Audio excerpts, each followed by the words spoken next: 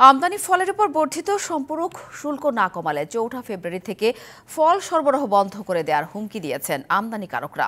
তারা বলছেন আগে ২০% সম্পূরক শুল্ক দিত, যা নতুন অধ্যাদেশ অনুযায়ী ৩০ করা হয়েছে ফলের উপর বর্ধিত সম্পূরক শুল্ক প্রত্যাহারের দাবিতে বৃহস্পতিবার Bangladesh fresh fruits importers association, আড়তদার, রপ্তানিকারক সহ বিভিন্ন পর্যায়ের ব্যবসায়ীরা প্রতিবাদী মানববন্ধন করছে রাজধানীর বাদামতলীতে।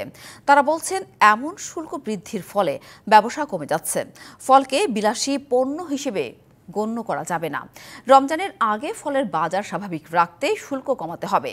এ সময় ব্যবসায়ী নেতারা বলেন, সোমবার এনবিআর এর সামনে অবস্থান কর্মসূচি পালন করবেন ফল আমদানিকারকরা।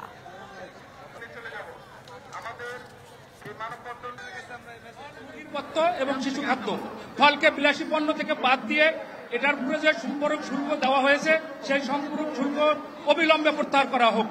এটাকে সাধারণ মানুষের খাবারের তালিকায় নিয়ে আসা হোক।